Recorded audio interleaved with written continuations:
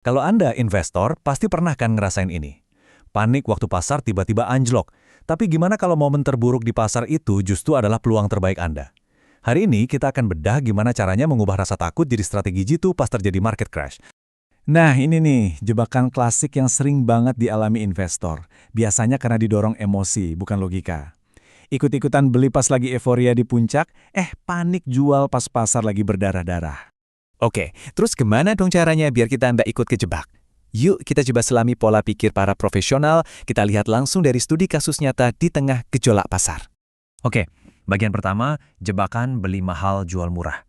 Jadi sebelum kita ngomongin solusinya, kita harus paham banget dulu nih akarnya. Kenapa sih kok banyak banget orang malah rugi pas pasar lagi goyang?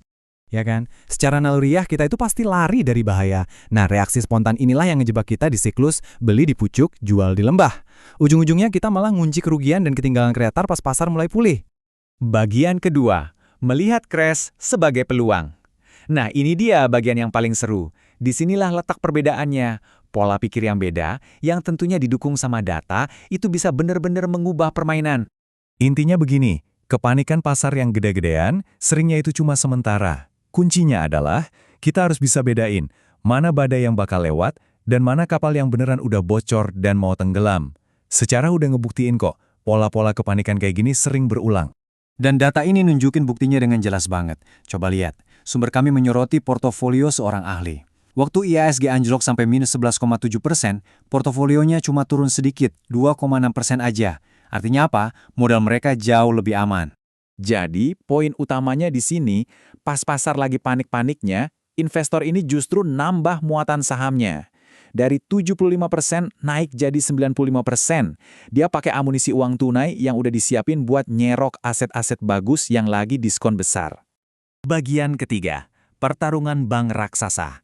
Oke, jadi di mana sih investor ini ngelihat peluang pas semua orang lagi ketakutan? Jawabannya, ada di salah satu sektor yang paling kita kenal, perbankan raksasa. Jadi waktu itu, bank-bank besar di Indonesia lagi pada murah. Tapi kan ada banyak pilihan ya. Terus, gimana cara kita menganalisis dan milih mana yang jadi peluang terbaik? Nah, di sini kita bisa intip rekam medis mereka. Kita bisa lihat kesehatan fundamental tiap bank. Ada metrik kayak NIM atau margin keuntungan bunga bersih, ada ROE buat lihat seberapa efisien modalnya, dan NPL alias rasio kredit macetnya. Ini ngebantu kita milih berdasarkan data, bukan cuma ikut-ikutan sentimen pasar aja.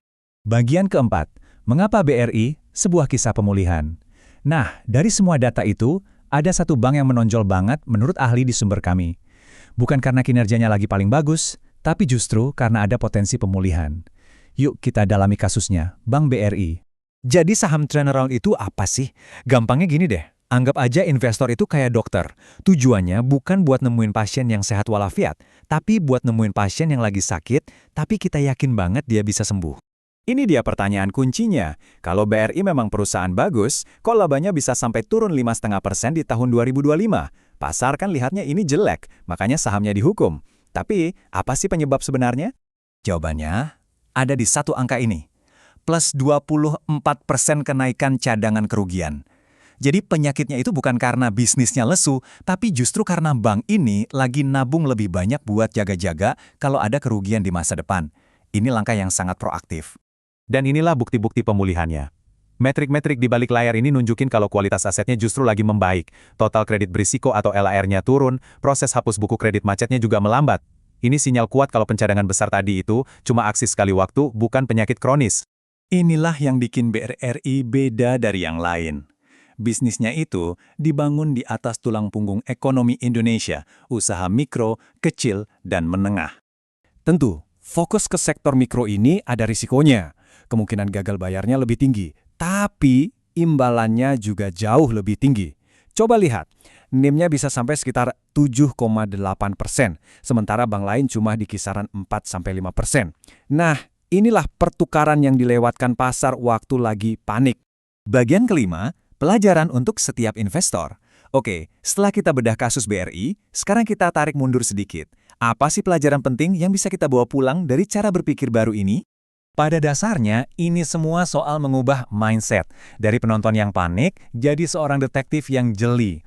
Pertama, lihat gambaran besarnya, jangan cuma fokus ke harga harian. Kedua, diagnosis masalahnya, ini sementara atau permanen. Ketiga, cari di mana pasar bereaksi berlebihan. Dan yang paling penting keempat, siapkan amunisi. Karena market crash itu ibaratnya great sale, kita harus siap belanja.